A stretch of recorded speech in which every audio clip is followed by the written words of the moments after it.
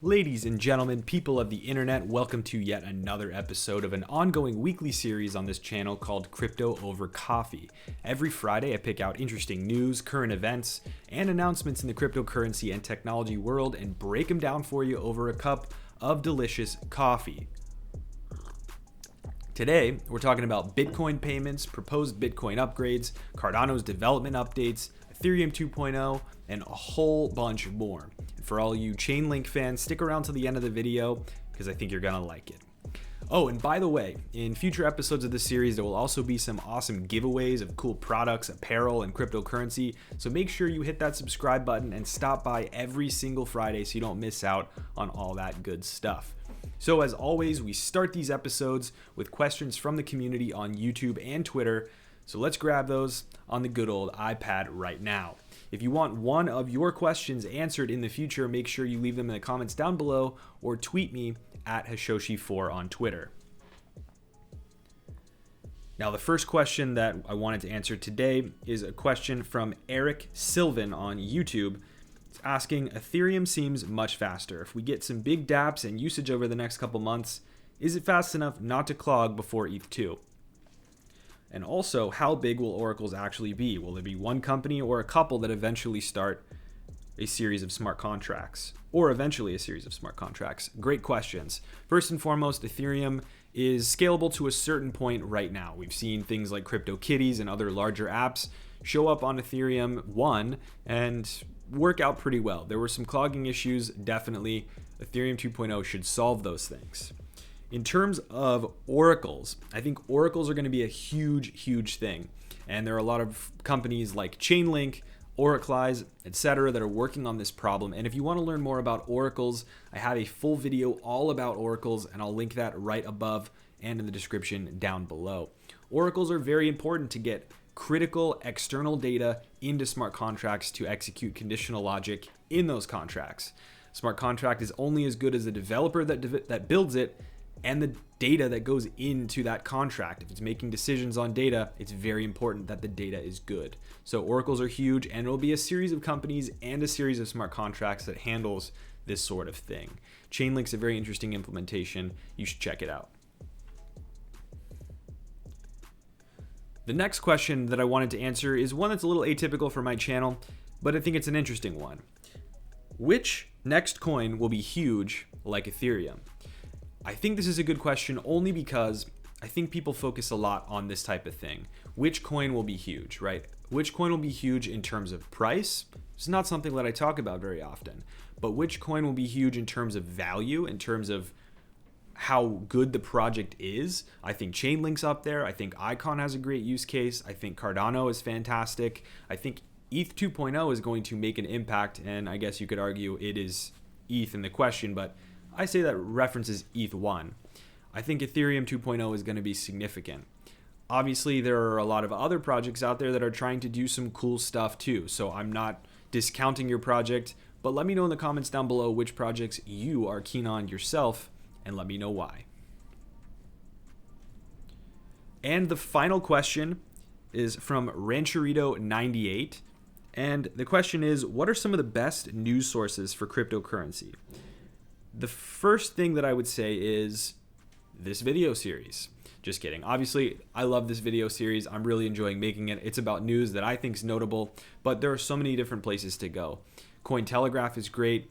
CoinDesk is also a fantastic website. Obviously, these are all places where there is opinion. You have to take that with a grain of salt. But I would also say you can find a ton of really good information on Reddit if you can get around all the arguments and all the people that just want to troll each other on Reddit. There's a ton of cool stuff on there, like the Ask Me Anything series that happens from the Ethereum core developers. I think one happened the other day, and I'll be talking about it in this video. So that just about wraps it up for our questions. Again, if you want your questions answered, make sure you leave them in the comments or on Twitter. The first news item that I want to talk about today is the always interesting world of Bitcoin payments. Lightning Labs, a startup in the Bitcoin space that's offering protocol level solutions that allow merchants to accept Bitcoin using the Lightning Network, they are just now finishing up their latest funding round. And for anyone who doesn't know what the Lightning Network is, it's essentially a transaction layer that sits on top of the Bitcoin blockchain that can take some of the load off of the blockchain itself so it can scale more efficiently in high transaction throughput. In a highly simplified example, if you and I did business with each other often and we transacted with each other in Bitcoin often, we could open a Lightning payment channel with each other where we both fund the channel with Bitcoin. We transact back and forth over a period of time, and these transactions are tracked in that channel. Then when we close our Lightning channel, those dozens, if not hundreds of transactions we did together can theoretically be represented on the Bitcoin blockchain network as one transaction that reconciles the state of our payment channel. How much Bitcoin has left my wallet and entered my wallet, and subsequently yours as well. Again, this is very simplified, so this is not a perfect analogy, and there are a ton of different Lightning Network implementations that work differently. However, this helps you get the general idea of what it's about. Lightning is there to help Bitcoin scale off-chain. Let me know down in the comments below what you think of Lightning and if you think it's good or bad for Bitcoin. I'm always curious to hear about that. Now, back to Lightning Labs.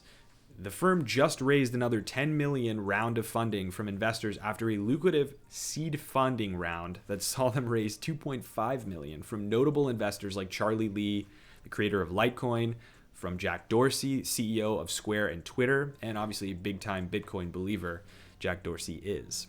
With these resources, Lightning Labs is looking to double down on their existing product, Loop, that allows all types of merchants to more easily manage their Lightning payment channels from both funding of a channel and moving funds out of a channel.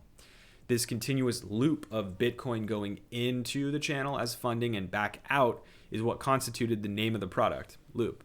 Essentially, it's there to prevent Lightning channels from getting backed up with too much or too little Bitcoin flowing in and out of the channel and keeping things balanced altogether. For this service, Lightning Labs charges a tiny fee for each complete loop within a Lightning channel, and that's how they make money. This year and well into next, it's believed that Lightning Labs is aiming to round out a wide array of services in the realm of Bitcoin's Layer 2 solutions, with their Lightning implementation already serving as infrastructure for awesome services like Fold app, which lets you spend and earn Bitcoin using Lightning on things like pizza, Amazon, coffee, and more, which you can, of course, find in the links down in the description below. Now, staying in the realm of Bitcoin for this next story, the next thing I wanted to talk about is the proposed soft fork to integrate a new Bitcoin improvement proposal, or several proposals, containing powerful updates to the signing mechanism used in Bitcoin. These improvement proposals are being formally proposed as a pull request on GitHub by Bitcoin Core developer Peter Weil. I think Weil, I'm not sure how to pronounce his last name, my apologies. And these changes will bring improved scalability potentially and support improved privacy for a variety of different transaction types on the network. The first component of these upgrades is in Schnorr signatures, which are an alternative cryptographic signature scheme to the standard elliptic curve digital signature algorithm, otherwise known as ECDSA keys, that are used in Bitcoin today for signing transactions and messages. Without diving too deeply into the painful math behind what makes the proposed Schnorr signatures better than the original SECP 256K1 ECDSA signature algorithm that we use today, what you really need to know is that primarily Schnorr signatures offer the same type of reliable digital signatures at a 12% storage space discount in single signature transactions. Meaning, in short, Schnorr signatures can make transactions smaller in size so that more of them can fit inside blocks. This is a good thing.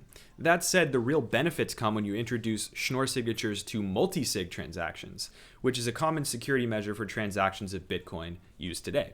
Basically, multi-sig enforces rules where you need 3 of 5 or 2 of 3 valid private key signatures to send Bitcoin. Using this scheme with the standard Bitcoin keys in a 3 of 5 multi-sig setup, for example, you need at least 3 of those private key signatures on one single transaction for it to be valid. That's multi-sig. That's around 210 bytes of data, which seems small at first, but when you think about it in the context of Bitcoin's blocks, those bytes add up fast. With Schnorr signatures, key signature aggregation is possible, meaning you can keep your 3 of 5 signing scheme, but instead of affixing 3 separate signatures to a transaction, you can produce one single aggregated signature for the transaction that takes up far less space. That reduces, of course, the storage size of the transaction on the Bitcoin blockchain significantly. The bigger your multi-sig scheme, more keys that you would theoretically need, the more savings you'll see versus the existing Bitcoin signing mechanism today. Now, this process also offers privacy benefits. Consider the same exact 3 of 5 multi-sig scheme. To verify that 3 signatures out of the total 5 have been affixed to a transaction, the Bitcoin network must have knowledge of all 5 public keys that were originally part of that scheme and check against them for the validation of the transaction. This is kind of inefficient and invasive, as all 5 parties in the multi-sig scheme must now expose their public keys in a transaction. With Schnorr, the aggregation of public keys allows them to create one single signature that is valid for that transaction without exposing all the public keys individually.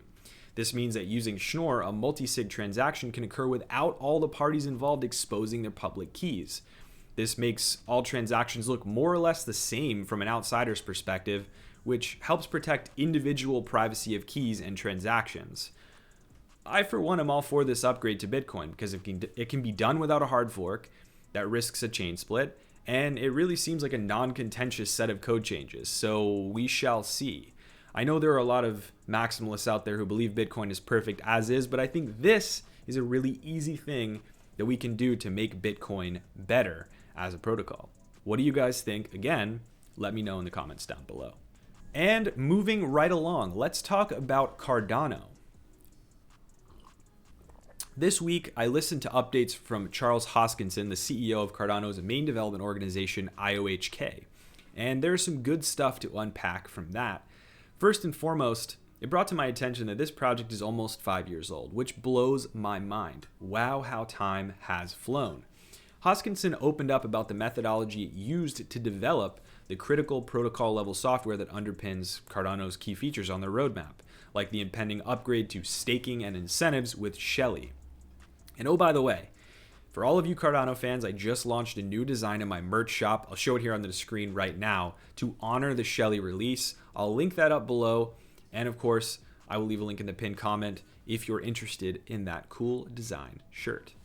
What IOHK has done in development of Cardano is to approach it like a true computer science research effort in the world of academia. We're talking about ground up research into the mechanics of the consensus mechanism that they were proposing, to formalize testing for each step in development, to test and implementations over and over and over again. And this is a slow way of building software, but it is very effective when done properly. As much as Cardano is lambasted for its sluggishness in releasing updates and adhering to the roadmap that they've pitched, the incentivized testnet that's being used right now as a soft pilot for staking and incentives, otherwise known as Shelley, has been a huge, huge success, with over 1,000 stake pools being created by the community.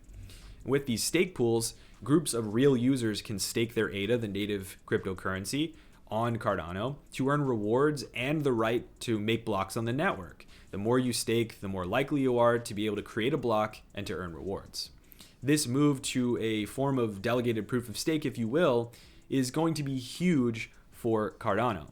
This process is running live right now in a testnet with real users, which harkens back to the point I made prior about how they're testing these development features. They are testing this stuff hard, first in simulated environments, then adding new features, then bringing in real users, and then hopefully no later than Q2 this year in 2020, we will have the mainnet version of these Shelley features out live for us to all use.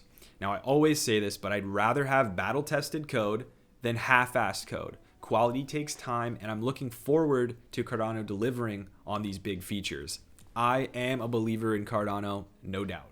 Now, in other news, SEC Chair Hester Peirce, often referred to as Crypto Mom for her good-natured approach towards cryptocurrency, just announced her proposition for the treatment of cryptocurrency projects that could come under SEC scrutiny.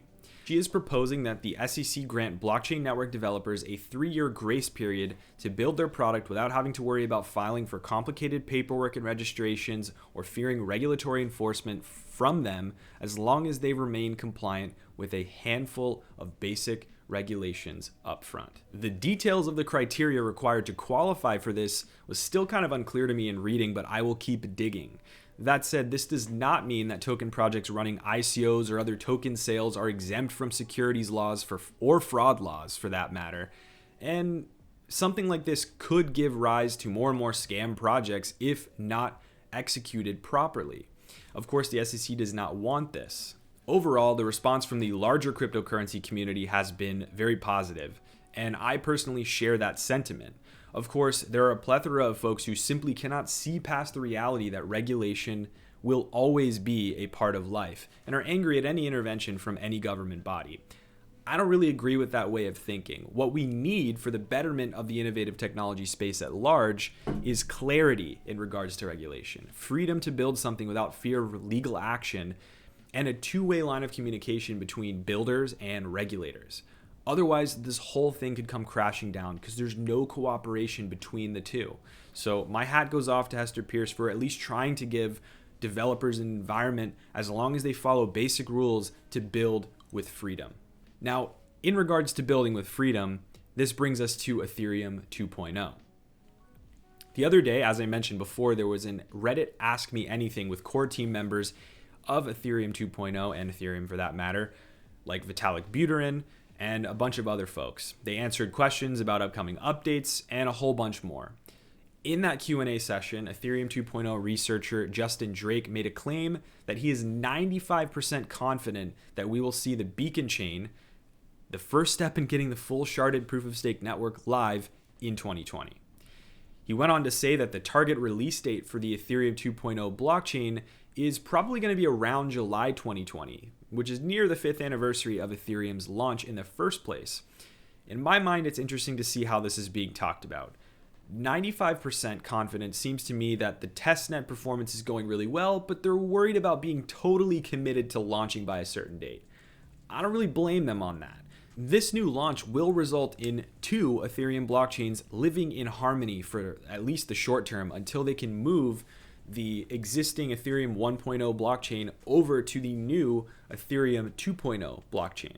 That is no easy task. And from what I've read, it seems very likely that the Ethereum 1.0 chain will be merged in as almost the library of transaction receipts, and rather than going the interoperability route.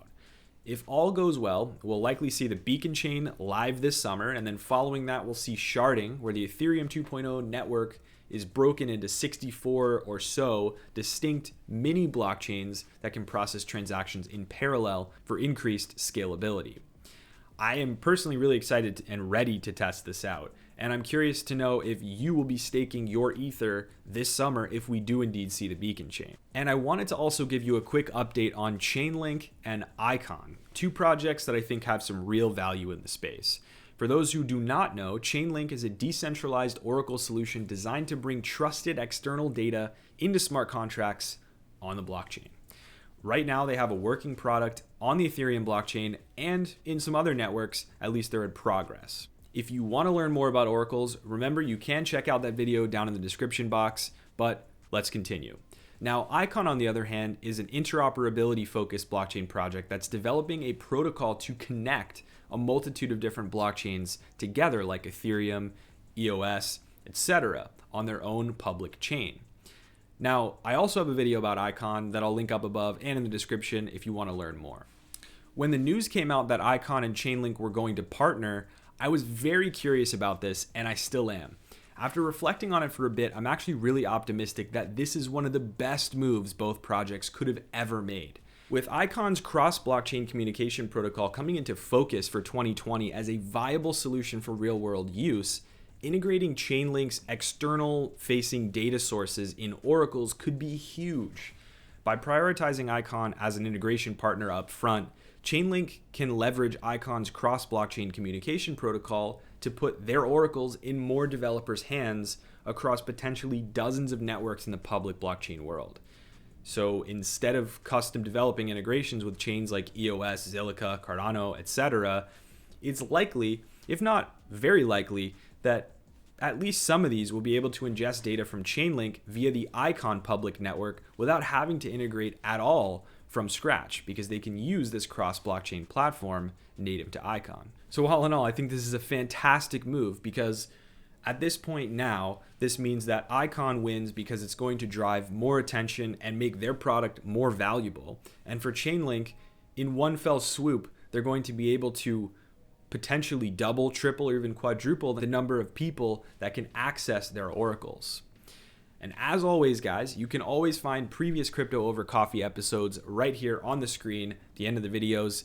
I'm super appreciative of all the time that you spend here, and I would ask that if you haven't already, please do subscribe for future content. Thanks so much, guys, and until next week, cheers.